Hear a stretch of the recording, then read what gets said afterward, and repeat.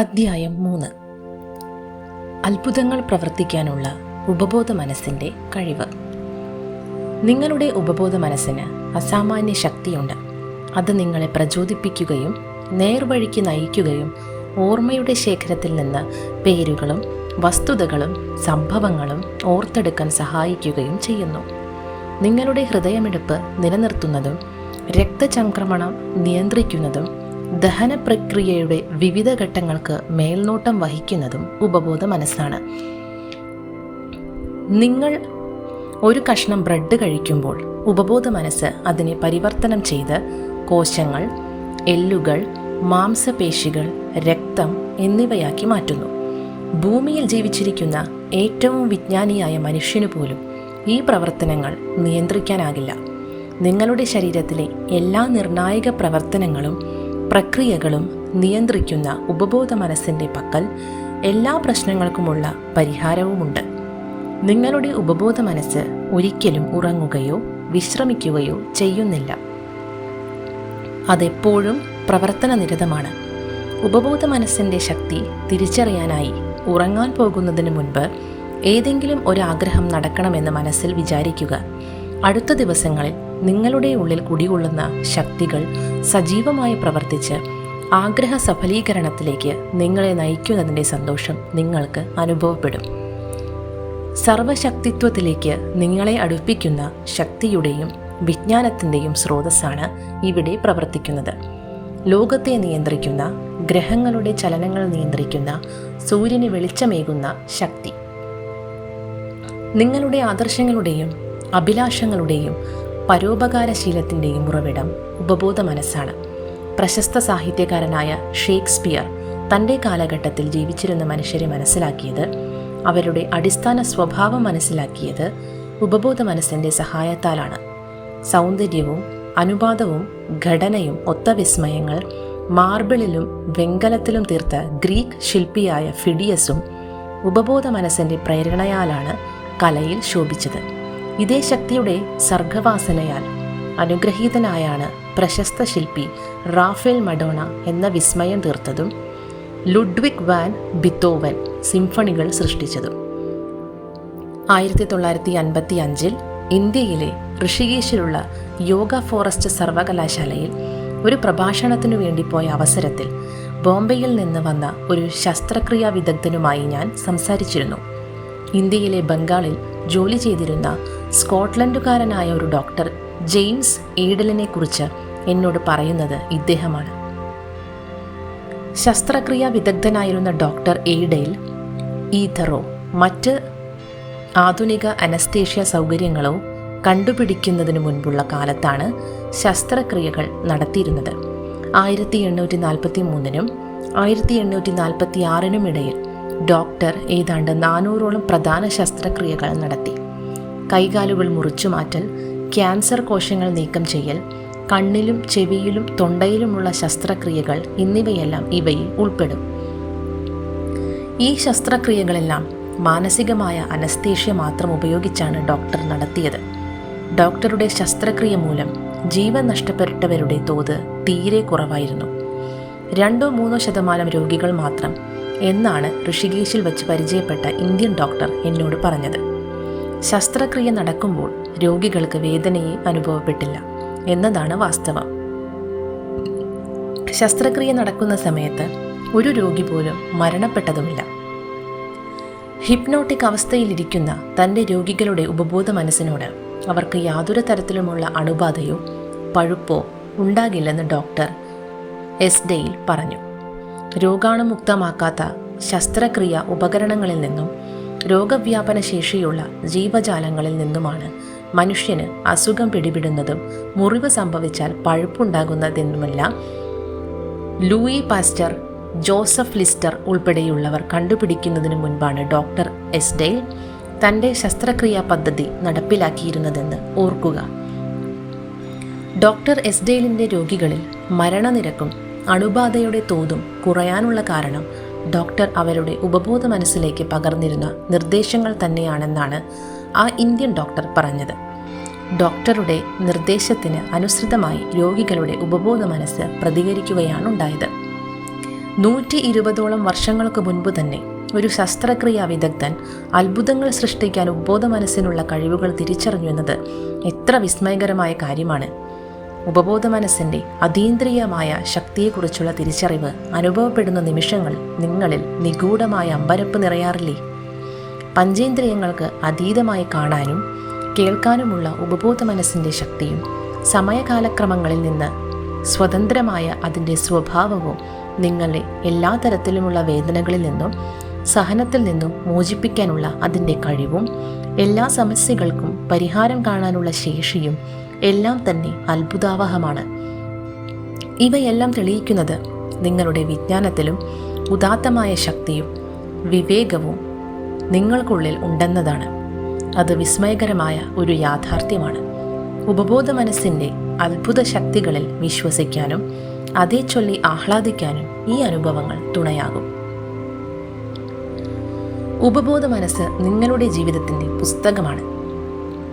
ഉപബോധ മനസ്സിലേക്ക് നിങ്ങൾ പകരുകയോ ഉറപ്പിക്കുകയോ ചെയ്യുന്ന ചിന്തകൾ, വിശ്വാസങ്ങൾ, അഭിപ്രായങ്ങൾ, സിദ്ധാന്തങ്ങൾ, തത്വങ്ങൾ എന്നിവയെല്ലാം വസ്തുനിഷ്ഠമായ സാഹചര്യങ്ങളും സന്ദർഭങ്ങളും സംഭവങ്ങളുമായി നിങ്ങൾക്ക് അനുഭവവേദ്യമാകും. നിങ്ങൾ ആന്തരികമായി എന്താണോ രേഖപ്പെടുത്തുന്നത് അത് നിങ്ങൾക്ക് ബാഹ്യലോകത്ത് അനുഭവമായി മാറും.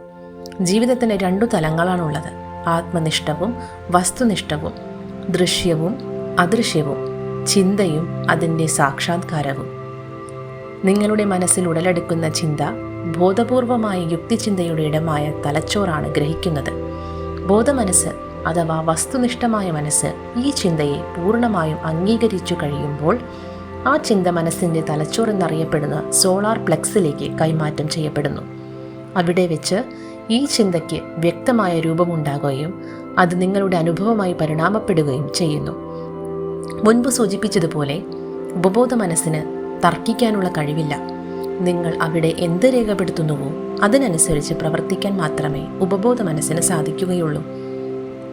നിങ്ങളുടെ ബോധമനസ്സ് നടത്തുന്ന നിർണയങ്ങൾ അത് അതേപടി അംഗീകരിക്കും. നിങ്ങളുടെ ചിന്തകൾ അനുഭവങ്ങളായി മാറുമെന്നതുകൊണ്ട് ജീവിത പുസ്തകത്തിൽ നിങ്ങൾ എഴുതിക്കൊണ്ടേയിരിക്കുന്നു.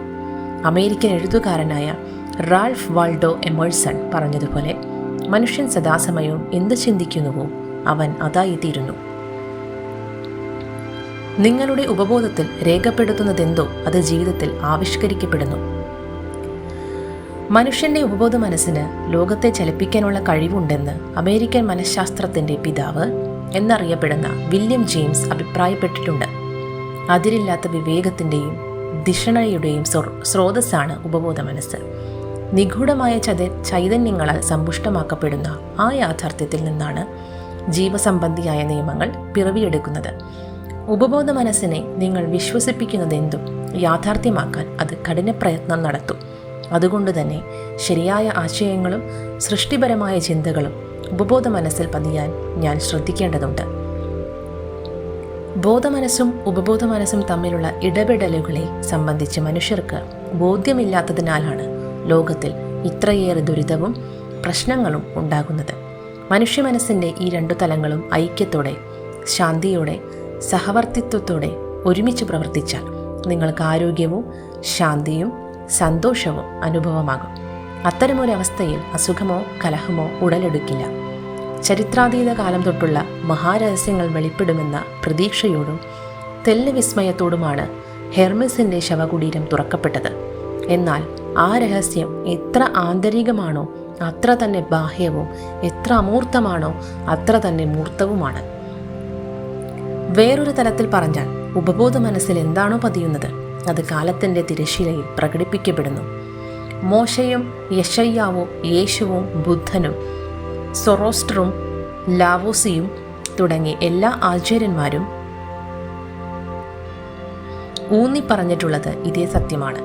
സത്യമെന്ന് നിങ്ങൾക്ക് വ്യക്തപരമായി തോന്നുന്ന കാര്യങ്ങളാണ് സാഹചര്യങ്ങളായും സന്ദർഭങ്ങളായും സംഭവങ്ങളായും ഉരുത്തിരിയുന്നത്.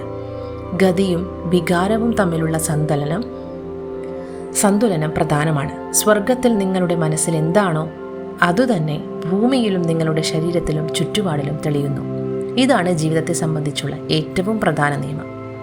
പ്രവർത്തനത്തിൻ്റെയും പ്രതിപ്രവർത്തനത്തിൻ്റെയും ചലനത്തിൻ്റെയും നിശ്ചലാവസ്ഥയുടെയും നിയമങ്ങൾ പ്രകൃതിയിലാകെ പ്രവർത്തിക്കുന്നതായി കാണാം.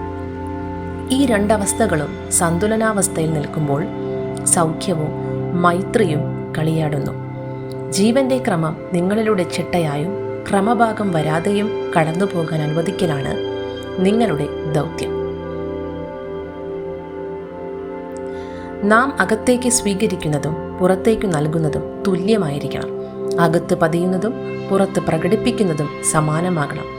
ആഗ്രഹപൂർത്തീകരണത്തിന് വരുന്ന തടസ്സങ്ങളാണ് നിങ്ങൾക്ക് അനുഭവപ്പെടുന്ന നിരാശയുടെയും അമർഷത്തിൻ്റെയും ഹേതു. പ്രതികൂലമായ വിനാശാത്മകമായ ദുഷിച്ച ചിന്തകൾ നിങ്ങൾ മനസ്സിൽ വളർത്തുമ്പോൾ അവ വിനാശാത്മകമായ വികാരങ്ങൾ ഉണ്ടാക്കുകയും അത്തരം വികാരങ്ങൾ പുറത്തു വരാനുള്ള അവസരം പാർത്തിരിക്കുകയും ചെയ്യുന്നു. ഉപദ്രവകാരികളായ ഇത്തരം വികാരങ്ങളാണ് അൾസറായും ഹൃദ്രോഗമായും ആശങ്കയായും പരിഭ്രാന്തിയായും നിങ്ങളിൽ പ്രകടമാകുന്നത്. ഇപ്പോൾ നിങ്ങൾക്ക് അവനവനോട് തന്നെ തോന്നുന്ന വികാരം എന്താണ്? നിങ്ങളുടെ ശരീരത്തിലെ ഓരോ അണുവും ആ വികാരമാണ് ദ്യോതിപ്പിക്കുന്നത്. നിങ്ങളുടെ ഓജസ്, ശരീരം, സാമ്പത്തിക സ്ഥിതി, സൗഹൃദങ്ങൾ, സാമൂഹിക പദവി ഇവയെല്ലാം സൂചിപ്പിക്കുന്നത് നിങ്ങൾ നിങ്ങളെ തന്നെ എങ്ങനെ വിലയിരുത്തുന്നു എന്നതാണ്. നിങ്ങളുടെ ഉപബോധ മനസ്സിൽ പതിഞ്ഞിരിക്കുന്നതിൻ്റെയും നിങ്ങളുടെ ജീവിതത്തിൻ്റെ എല്ലാ മേഖലകളിലും പ്രകടമാകുന്നതിൻ്റെയും യഥാർത്ഥ അർത്ഥം അതാണ്. മനസ്സിൽ പ്രതികൂല ചിന്തകൾ വളർത്തുന്നതിലൂടെ നാം നമ്മെ തന്നെയാണ് മുറിവേൽപ്പിക്കുന്നത്. പേടി, ദേഷ്യം, അസൂയ, പക എന്നിങ്ങനെയുള്ള വികാരങ്ങൾ കൊണ്ട് നിങ്ങൾ എത്ര തവണ സ്വയം വേദനിപ്പിച്ചിട്ടുണ്ട്? നിങ്ങളുടെ ഉപബോധ മനസ്സിൽ പടരുന്ന വിഷമാണ് ഈ വികാരങ്ങൾ. ഇത്തരം ചിന്തകളോടെയല്ല നിങ്ങൾ ഈ ഭൂമിയിൽ ജനിച്ചത്.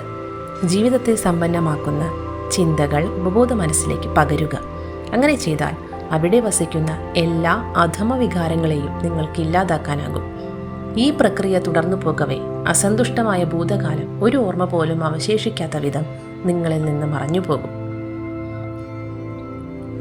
ഉപബോധം മാരകരോഗം സുഖപ്പെടുത്തുന്നു. ഉപബോധ മനസ്സിൻ്റെ സൗഖ്യപ്പെടുത്താനുള്ള ശക്തിയുടെ ഏറ്റവും മികച്ച ദൃഷ്ടാന്തമാണ് വ്യക്തിപരമായ രോഗസൗഖ്യമെന്ന അനുഭവം. 40ഓളം വർഷങ്ങൾക്ക് മുൻപ് എനിക്കുണ്ടായിരുന്ന ത്വക്ക് രോഗം പ്രാർത്ഥനയിലൂടെ ശമിപ്പിച്ചിട്ടുണ്ട്. ആ രോഗം പടരുന്നത് തടയാൻ വൈദ്യശാസ്ത്രം പരാജയപ്പെടുകയും സ്ഥിതി കൂടുതൽ വഷളായിക്കൊണ്ടിരിക്കുകയും ചെയ്ത സാഹചര്യത്തിലാണ് ഇത്തരമൊരു അനുഭവം ഉണ്ടായത്.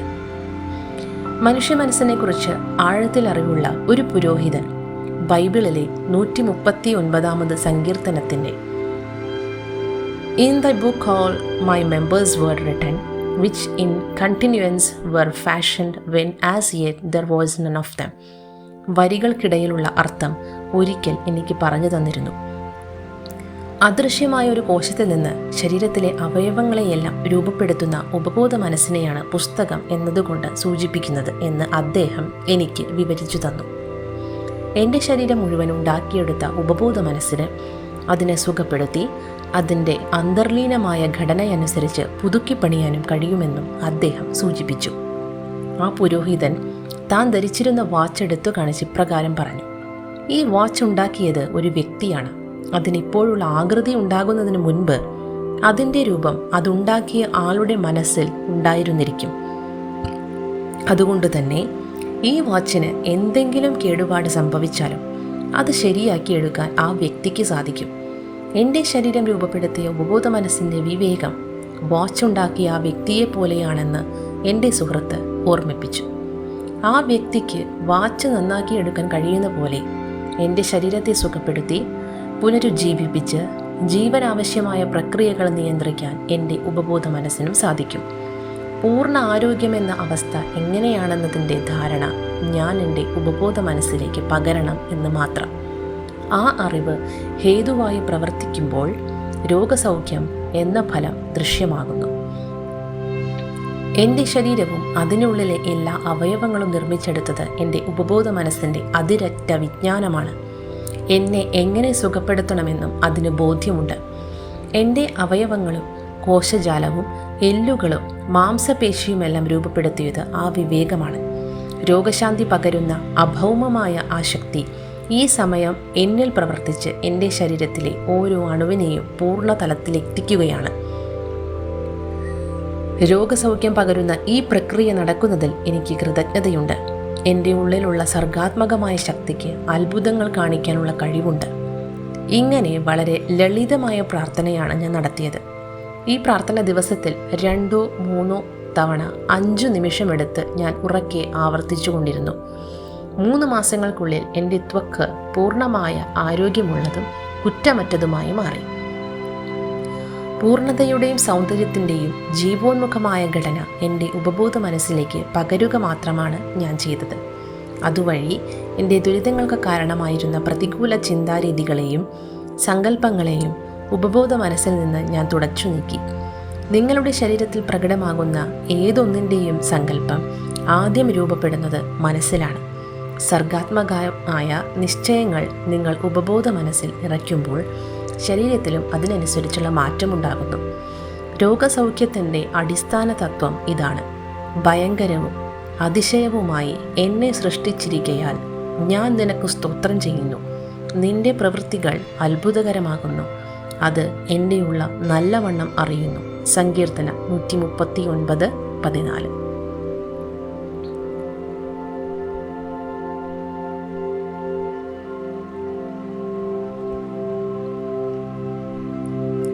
ഉപബോധം നിങ്ങളുടെ ശരീരത്തിൻ്റെ മുഴുവൻ പ്രവർത്തനങ്ങളെയും നിയന്ത്രിക്കുന്നതെങ്ങനെ? നിങ്ങൾ ഉറങ്ങുമ്പോഴും ഉണർന്നിരിക്കുമ്പോഴുമെല്ലാം നിങ്ങളുടെ ശരീരത്തിലെ അസംഖ്യം പ്രവർത്തനങ്ങൾ നിയന്ത്രിക്കുന്നത് വിശ്രമമില്ലാതെ ജോലി ചെയ്യുന്ന ഉപബോധ മനസ്സാണ്. ബോധമനസ്സിൻ്റെ യാതൊരു സഹായവുമില്ലാതെയാണ് ഈ പ്രവർത്തനം. ഉദാഹരണത്തിന്, നിങ്ങൾ ഉറങ്ങുന്ന സമയത്തും നിങ്ങളുടെ ഹൃദയമിടിപ്പ് തടസ്സം കൂടാതെ തുടരുന്നു. ഉണർന്നിരിക്കുമ്പോഴെന്ന പോലെ തുടരുന്ന ശ്വാസോച്ഛ്വാസത്തിൻ്റെ ഫലമായി രക്തം ഓക്സിജൻ വലിച്ചെടുക്കുന്നു. ദഹന പ്രക്രിയ പോലെ ശരീരത്തിൽ നടക്കുന്ന വിവിധതരം പ്രവർത്തനങ്ങൾക്ക് ഉപബോധ മനസ്സ് മേൽനോട്ടം വഹിക്കുന്നു. നിങ്ങൾ ഉണർന്നിരിക്കുമ്പോഴും ഉറങ്ങുമ്പോഴും നിങ്ങളുടെ മുഖത്ത് രോമവളർച്ചയുണ്ടാകുന്നു. ഉണർന്നിരിക്കുന്ന സമയത്തേക്കാൾ ഉറങ്ങുമ്പോഴാണ് മനുഷ്യ ശരീരം വിയർപ്പ് പൊടിയുന്നതെന്നുള്ളത് ശാസ്ത്രം അംഗീകരിച്ചിട്ടുള്ള കാര്യമാണ്. ഉറങ്ങുന്ന സമയത്തും കണ്ണ്, ചെവി എന്നിവ ഉൾപ്പെടുന്ന നിങ്ങളുടെ പഞ്ചേന്ദ്രിയങ്ങൾ സജീവമായി നിലകൊള്ളുന്നു. മറ്റൊരു ഉദാഹരണം എടുത്താൽ, വിഖ്യാതരായ പല ശാസ്ത്രജ്ഞർക്കും അവരെ കുഴക്കിയ സമസ്യകൾക്കുള്ള ഉത്തരം ലഭിച്ചിട്ടുള്ളത് ഉറക്കത്തിനിടെയാണ്. അവർക്ക് വേണ്ട ഉത്തരങ്ങൾ സ്വപ്നത്തിൽ അവർക്ക് തെളിഞ്ഞു വന്നു അത്രേ. പേടി, ആശങ്ക, വിഷാദം എന്നിങ്ങനെയുള്ള വികാരങ്ങൾക്ക് വളരാൻ ഇടം കൊടുക്കുക വഴി ബോധമനസ്സ് പലപ്പോഴും മനുഷ്യ ശരീരത്തിലെ ഹൃദയമിടിപ്പ്, ശ്വാസകോശത്തിൻ്റെ പ്രവർത്തനം, വയറും ചെറുകുടലും ഭാഗമാകുന്ന ദഹന പ്രക്രിയ എന്നിവയിൽ താളപ്പിഴകൾ ഉണ്ടാക്കാറുണ്ട്. ഈ വികാരങ്ങളിൽ അധിഷ്ഠിതമായ ചിന്താരീതികൾ നിങ്ങളുടെ ഉപബോധ മനസ്സിൻ്റെ സന്തുലിതമായ പ്രവർത്തനത്തിന് തടസ്സം സൃഷ്ടിക്കുന്നു. പിരിമുറുക്കത്തിൽ നിന്ന് മോചനം നേടാനുള്ള ഏറ്റവും എളുപ്പമായ മാർഗം മനസ്സിനെ സ്വതന്ത്രമാക്കി വിട്ട് ശാന്തത വീണ്ടെടുത്ത് ചിന്തകളുടെ പിന്നാലെ പായുന്ന മനസ്സിനെ നിശ്ചലമാക്കുക എന്നതാണ്. ഉപബോധ മനസ്സിനോട് സമാധാനവും സന്തുലനവും വീണ്ടെടുത്ത് ദൈവിക ക്രമത്തിൽ തിരികെ ചേരാൻ പറയുക. ഇത് ചെയ്യുന്നതോടെ ശരീരത്തിലെ താളപ്പിഴകളെല്ലാം നീങ്ങി പൂർണ്ണ ആരോഗ്യത്തിലേക്ക് നിങ്ങൾ മടങ്ങി വരുന്നതായി അനുഭവപ്പെടുന്നതാണ്. നിങ്ങൾ തികഞ്ഞ ഇച്ഛാശക്തിയോടും അധികാരഭാവത്തോടുമാണ് ഉപബോധ മനസ്സിനോട് സംസാരിക്കുന്നത് എന്ന് ഉറപ്പാക്കാനായാൽ അത് തീർച്ചയായും നിങ്ങളുടെ നിർദ്ദേശം നടപ്പിലാക്കും. നിങ്ങളുടെ ജീവിതം തിരിച്ചുപിടിച്ച് നിങ്ങളെ പൂർണ്ണ ആരോഗ്യത്തോടെ പരിപാലിക്കുക എന്നതാണ് ഉപബോധ മനസ്സിൻ്റെ ദൗത്യം. നിങ്ങൾ നിങ്ങളുടെ മക്കളെ അതിഗാഢമായി സ്നേഹിക്കുന്നു എന്നത് ഉപബോധ മനസ്സിൻ്റെ ജീവോന്മുഖമായ സ്വഭാവത്തിന് മറ്റൊരു ഉദാഹരണമാണ്. അല്പം കേടുവന്ന ഭക്ഷണം നിങ്ങൾ അറിയാതെ കഴിച്ചുവെന്ന് വയ്ക്കുക. നിങ്ങളുടെ ഉപബോധ മനസ്സിൻ്റെ പ്രേരണയാൽ ആ ഭക്ഷണം നിങ്ങൾ ഛർദ്ദിച്ചു കളയും. ശ്രദ്ധയില്ലാതെ നിങ്ങൾ വിഷപദാർത്ഥം എന്തെങ്കിലും കഴിച്ചാൽ അതിനെ നിങ്ങളുടെ ശരീരത്തിൽ നിഷ്ഫലമാക്കാൻ ഉപബോധ മനസ്സ് സ്വാഭാവികമായി പ്രവർത്തിക്കും. വിസ്മയങ്ങൾ തീർക്കാനുള്ള ഉപബോധ മനസ്സിൻ്റെ കഴിവിൽ പൂർണ്ണമായും വിശ്വാസമർപ്പിച്ചാൽ നിങ്ങളിൽ പൂർണ്ണ ആരോഗ്യമുള്ളവരായി പരിണമിക്കും.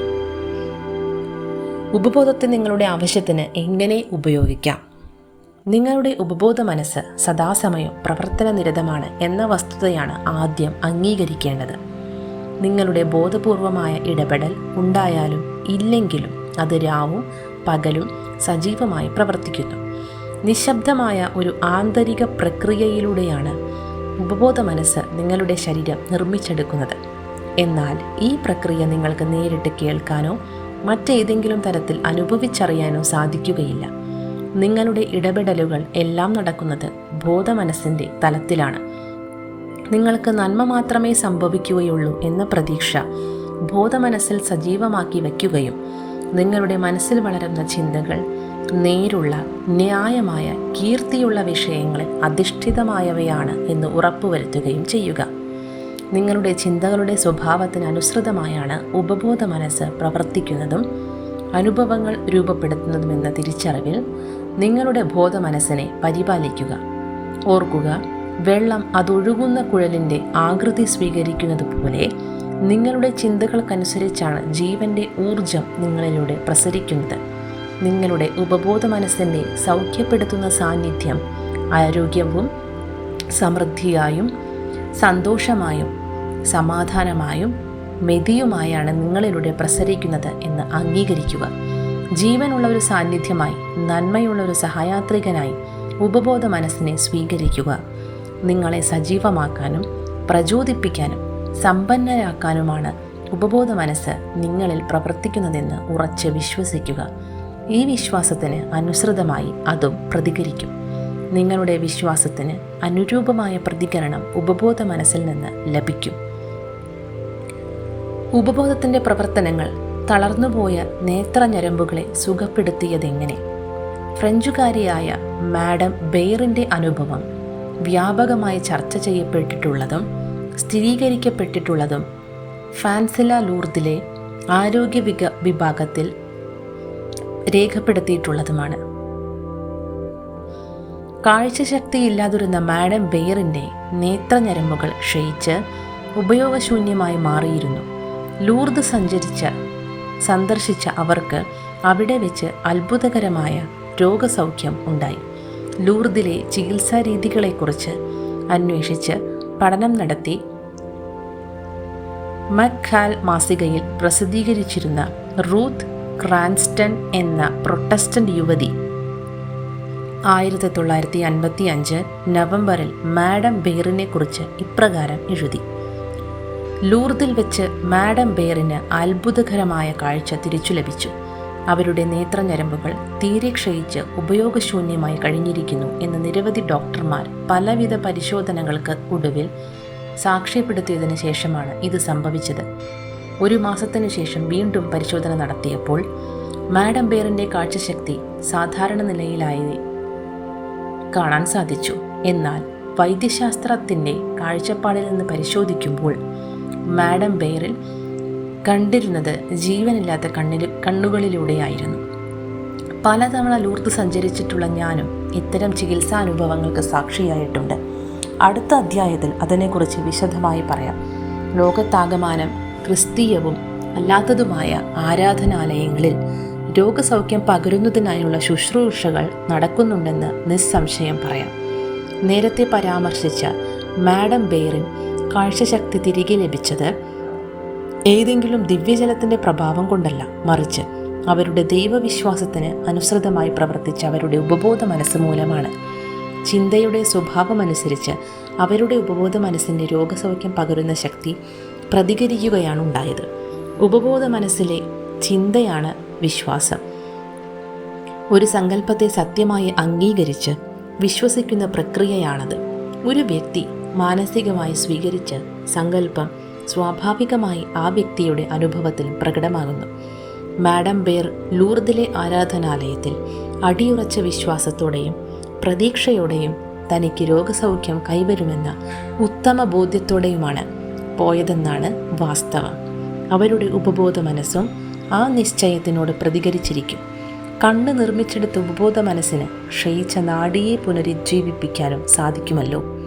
അതിൻ്റെ സർഗാത്മക ശക്തി സൃഷ്ടിച്ചതിൻ്റെയും അതിന് പുനഃസൃഷ്ടിക്കാനാകും. നിങ്ങളുടെ വിശ്വാസം എന്താണോ അതുതന്നെ നിങ്ങൾക്ക് അനുഭവമാകുന്നു. പൂർണ്ണ ആരോഗ്യം എന്ന ആശയം ഉപബോധ മനസ്സിലേക്ക് എങ്ങനെ പകരാം? സൗത്ത് ആഫ്രിക്കയിലെ ജോഹന്നസ്ബർഗിൽ വെച്ച് ഞാൻ പരിചയപ്പെട്ട ഒരു പ്രൊട്ടസ്റ്റന്റ് പുരോഹിതൻ താൻ എങ്ങനെയാണ് പൂർണ്ണ ആരോഗ്യം എന്ന ആശയം ഉപബോധ മനസ്സിലേക്ക് പകർന്നത് എന്ന് എനിക്ക് വിശദീകരിച്ചു തന്നു. ശ്വാസകോശത്തെ ബാധിക്കുന്ന ക്യാൻസർ രോഗമായിരുന്നു അദ്ദേഹത്തിനുണ്ടായിരുന്നത്. രോഗസൗഖ്യത്തിനായി താൻ ശീലിച്ച പ്രക്രിയ അദ്ദേഹം സ്വന്തം കൈപ്പടയിൽ എഴുതി എനിക്ക് തന്നു. അതിങ്ങനെയാണ്: ദിവസത്തിൽ പലതവണ ഞാൻ ശാരീരികമായും മാനസികമായും സ്വസ്ഥത കൈവരിക്കാൻ ശ്രദ്ധിച്ചു. എൻ്റെ ശരീരത്തെ ശാന്തമാക്കാൻ അതിനോട് ഞാൻ ഇപ്രകാരം പറഞ്ഞു: എൻ്റെ പാദങ്ങൾ അയഞ്ഞിരിക്കുകയാണ്, എൻ്റെ കണങ്കാൽ അയഞ്ഞിരിക്കുന്നു, എൻ്റെ കാലുകൾ അയഞ്ഞിരിക്കുന്നു, എൻ്റെ ഉദരപേശികൾ അയഞ്ഞിരിക്കുന്നു, എൻ്റെ ഹൃദയവും ശ്വാസകോശവും അയഞ്ഞിരിക്കുന്നു, എൻ്റെ തല അയഞ്ഞിരിക്കുന്നു, എൻ്റെ ശരീരം പൂർണ്ണമായും അയഞ്ഞിരിക്കുന്നു. ഇങ്ങനെ പറഞ്ഞ ഏകദേശം 5 നിമിഷങ്ങൾക്കുള്ളിൽ ഞാൻ മയക്കത്തിന് സമാനമായ ഒരു അവസ്ഥയിൽ എത്തിച്ചേരുകയും ആ ഘട്ടത്തിൽ എന്നോട് തന്നെ ഇനി പറയുന്ന സത്യം ആവർത്തിക്കുകയും ചെയ്തു: ദൈവം വിഭാവനം ചെയ്ത് പൂർണ്ണത എന്നിലൂടെ സാക്ഷാത്കരിക്കപ്പെടുകയാണ്. പൂർണ്ണ ആരോഗ്യമെന്ന സങ്കല്പം എൻ്റെ മനസ്സിലാകെ നിറയുന്നു. ദൈവം എനിക്കായി വിഭാവനം ചെയ്ത് പൂർണ്ണതയുള്ള രൂപമാണ്. ദൈവഹിതമായ ഈ പൂർണ്ണത എൻ്റെ ഉപബോധ മനസ്സ് ശരീരത്തിൽ പുനഃസൃഷ്ടിക്കുകയാണ്. വിസ്മയകരമായ രോഗശാന്തിയാണ് ആ പുരോഹിതന് അനുഭവത്തിൽ വന്നത്. പൂർണ്ണ ആരോഗ്യമെന്ന ആശയം എങ്ങനെ ഉപബോധ മനസ്സിലേക്ക് പകരാമെന്നതിൻ്റെ ലളിതമായ ഒരു ഉദാഹരണമാണ് ഇത്. ഇതേ പ്രക്രിയ നടപ്പാക്കാനുള്ള മറ്റൊരു മാർഗം ചിട്ടയായ ശാസ്ത്രീയമായ ഭാവന ഉപയോഗിക്കുക എന്നതാണ്. ശരീരം പൂർണ്ണമായും തളർന്നിരുന്ന ഒരു വ്യക്തിയോട് താൻ ഓഫീസിൽ സ്വതന്ത്രമായി നടക്കുന്നതും മേശയിൽ തൊടുന്നതും ടെലിഫോണിൽ സംസാരിക്കുന്നതും സാധാരണഗതിയിൽ ചെയ്യാൻ സാധ്യതയുള്ളതെല്ലാം ചെയ്യുന്നതും ഭാവനയിൽ വ്യക്തമായി കാണാൻ ഞാൻ ആവശ്യപ്പെട്ടു. പൂർണ്ണ ആരോഗ്യമെന്ന സങ്കല്പം മനസ്സിൽ നിറയുമ്പോൾ ഉപബോധ മനസ്സും ആ ആശയം സ്വാംശീകരിക്കുമെന്ന് അദ്ദേഹത്തിന് ഞാൻ പറഞ്ഞുകൊടുത്തു. ഇപ്രകാരം ഭാവന ചെയ്തു തുടങ്ങിയ അദ്ദേഹത്തിന് താൻ യഥാർത്ഥത്തിൽ ഓഫീസിൽ എത്തിയിരിക്കുന്നെന്ന് അനുഭവപ്പെടാൻ തുടങ്ങി. തൻ്റെ ഉപബോധ മനസ്സിന് പ്രവർത്തിക്കാനുള്ള വ്യക്തമായ ആശയമാണ് താൻ നൽകുന്നതെന്ന ബോധ്യം അദ്ദേഹത്തിനുണ്ടായി. ഉപബോധ മനസ്സാകുന്ന ഫിലിമിലേക്ക് അദ്ദേഹം തൻ്റെ ആശയങ്ങളാകുന്ന ചിത്രം പകർത്തുകയാണുണ്ടായത്. ഇങ്ങനെ ആഴ്ചകളോളം എടുത്ത് മനസ്സിനെ തയ്യാറാക്കിയതിനൊടുവിൽ ഒരു ദിവസം മുൻ നിശ്ചയപ്രകാരം അദ്ദേഹത്തിന് ഒരു ഫോൺ കോൾ വന്നു. അദ്ദേഹത്തിൻ്റെ ഭാര്യയും നേഴ്സും വീട്ടിലില്ലാതിരുന്ന സമയത്താണ് ആ വിളി വന്നത്. തുടർച്ചയായി അടിച്ചുകൊണ്ടിരുന്ന ആ ഫോൺ അദ്ദേഹം ഇരിക്കുന്ന ഇടത്തുനിന്ന് ഏകദേശം 12 അടി ദൂരത്തായിരുന്നു. എന്നിട്ടും അദ്ദേഹത്തിന് ആ ഫോൺ വിളിക്ക് മറുപടി നൽകാനായി. ആ നിമിഷത്തിൽ അദ്ദേഹത്തിന് രോഗശാന്തി കൈവന്നു. മനസ്സുകൊണ്ട് അദ്ദേഹം ഉണ്ടാക്കിയെടുത്ത സങ്കല്പത്തിനനുസൃതമായി അദ്ദേഹത്തിൻ്റെ ഉപബോധ മനസ്സ് പ്രതികരിക്കുകയും അദ്ദേഹത്തിൻ്റെ രോഗസൗഖ്യം പ്രാപ്തമാക്കുകയും ചെയ്തു. തലച്ചോറിൽ നിന്ന് ഉത്ഭവിക്കുന്ന സിഗ്നലുകൾ കാലുകളിലേക്ക് എത്തുന്നത് തടയുന്ന മാനസികമായൊരു പ്രതിരോധം ഉണ്ടായിരുന്നതിനാലാണ് ഈ വ്യക്തിക്ക് നടക്കാൻ സാധിക്കാതെ പോയത്. ആ പ്രതിരോധത്തിൽ നിന്നും ഉപബോധ മനസ്സിൻ്റെ ശക്തിയിലേക്ക് അദ്ദേഹം തൻ്റെ ശ്രദ്ധ കേന്ദ്രീകരിച്ചപ്പോൾ അതിൻ്റെ ഫലമായി പ്രസരിച്ച ശക്തി അദ്ദേഹത്തെ നടക്കാൻ പ്രാപ്തനാക്കി. നിങ്ങൾ സംശയിക്കാതെ വിശ്വാസമുള്ളവരായാൽ ഈ അത്തിയോട് ചെയ്തത് നിങ്ങളും ചെയ്യും എന്നു മാത്രമല്ല, ഈ മലയോട് നീങ്ങി കടലിലേക്ക് ചാടിപ്പോക എന്ന് പറഞ്ഞാൽ അതും സംഭവിക്കും എന്ന് ഞാൻ സത്യമായിട്ട് നിങ്ങളോട് പറയുന്നു. നിങ്ങൾ വിശ്വസിച്ചുകൊണ്ട് പ്രാർത്ഥനയിൽ എന്തു യാചിച്ചാലും നിങ്ങൾക്ക് ലഭിക്കും എന്ന് ഉത്തരം പറഞ്ഞു. മത്തായി 21:22. ഓർമ്മിക്കേണ്ട ആശയങ്ങൾ: നിങ്ങളുടെ ശരീരത്തിലെ എല്ലാ നിർണായക പ്രവർത്തനങ്ങളും നിയന്ത്രിക്കുന്ന ഉപബോധ മനസ്സിൻ്റെ പക്കൽ എല്ലാ ചോദ്യങ്ങൾക്കുമുള്ള ഉത്തരവുമുണ്ട്. ഉറങ്ങുന്നതിന് മുൻപ് ഏതെങ്കിലും ഒരു ആഗ്രഹത്തെക്കുറിച്ച് ചിന്തിക്കുന്ന ശീലം വളർത്തിയെടുത്ത് ഉപബോധ മനസ്സിൻ്റെ ശക്തിവിശേഷം സ്വയം അനുഭവിച്ചറിയാൻ ശ്രമിക്കുക. ഉപബോധ മനസ്സിൽ നിങ്ങൾ പതിപ്പിക്കുന്ന ചിന്തകളാണ് കാലക്രമേണ സാഹചര്യങ്ങളായും സന്ദർഭങ്ങളായും സംഭവങ്ങളായും നിങ്ങളുടെ അനുഭവത്തിൽ വരുന്നത്. അതുകൊണ്ട് ബോധമനസ്സിൽ നിങ്ങൾ വളർത്തുന്ന ചിന്തകളും ആശയങ്ങളും തിരഞ്ഞെടുക്കുന്നത് സൂക്ഷിച്ചു വേണം. പ്രവർത്തനത്തിൻ്റെയും പ്രതിപ്രവർത്തനത്തിൻ്റെയും നിയമം സർവലൗകികമാണ്. നിങ്ങളുടെ ചിന്തകൾ പ്രവർത്തനമായി മാറുമ്പോൾ ഉപബോധ മനസ്സിൻ്റെ പ്രതികരണം ആ ചിന്തയോടുള്ള പ്രതിപ്രവർത്തനമായി മാറുന്നു. അതുകൊണ്ട് എന്ത് ചിന്തിക്കുന്നു എന്നതിൽ പ്രത്യേക ശ്രദ്ധ കൊടുക്കുക. പൂർത്തിയാകാത്ത ആഗ്രഹങ്ങളാണ് നിരാശയും അമർഷമായും നിങ്ങളിൽ നിറയുന്നത്. തടസ്സങ്ങളെക്കുറിച്ചും ബുദ്ധിമുട്ടുകളെക്കുറിച്ചും ചിന്തിച്ചുകൊണ്ടിരുന്നാൽ നിങ്ങളുടെ ഉപബോധ മനസ്സും അതിനനുസരിച്ച് പ്രതികരിക്കും. അത് നിങ്ങൾക്കു തന്നെ ദോഷമായി ഭവിക്കും. എന്നിൽ ഒരാഗ്രഹം ജനിപ്പിച്ച ഉപബോധ മനസ്സ് എന്നിലൂടെ തന്നെ അത് പൂർത്തീകരിക്കും എന്ന് ഞാൻ വിശ്വസിക്കുന്നു എന്ന് നിങ്ങൾ ആത്മാർത്ഥമായി വിശ്വസിച്ചുറപ്പിച്ചാൽ ജീവൻ്റെ ഊർജം അതിൻ്റെ ക്രമത്തിലും ഐക്യത്തിലും നിങ്ങളിലൂടെ പ്രസരിക്കും. അത് എല്ലാ സംഘർഷത്തെയും ഇല്ലാതാക്കും. പേടി, ആശങ്ക, പരിഭ്രാന്തി എന്നീ വികാരങ്ങളിലൂടെ ഹൃദയത്തിൻ്റെയും ശ്വാസകോശത്തിൻ്റെയും മറ്റവയവങ്ങളുടെയും പ്രവർത്തനത്തിന് തടസ്സം വരുത്താൻ നിങ്ങൾക്ക് കഴിയും. ഉപബോധ മനസ്സിൽ ആരോഗ്യത്തിൻ്റെയും സമാധാനത്തിൻ്റെയും മൈത്രിയുടെയും ആശയങ്ങൾ പതിപ്പിക്കുന്നതിൽ വിജയിച്ചാൽ നിങ്ങളുടെ ശരീരം പൂർണ്ണ ആരോഗ്യം വീണ്ടെടുക്കും. ബോധമനസ്സിൽ ഏറ്റവും ഉജ്ജ്വലമായ അനുഭവങ്ങൾക്കായുള്ള പ്രതീക്ഷ പുലർത്തുക. ഈ ശീലം പതിവാക്കിയാൽ ഉപബോധ മനസ്സ് അതുതന്നെ സാധിച്ചെടുക്കും. നിങ്ങളുടെ പ്രശ്നത്തിന് തൃപ്തികരമായ പരിഹാരം ലഭിച്ചതിൻ്റെ ആവേശം, നിങ്ങൾ ഒരു നേട്ടം കൈവരിച്ചതിൻ്റെ സന്തോഷം എന്നിവയെല്ലാം ഭാവനയിൽ കാണാൻ ശ്രമിക്കുക. ഇങ്ങനെ ഭാവനയിൽ കാണുന്നത് ഉപബോധ മനസ്സ് അനുഭവത്തിൽ വരുത്തും.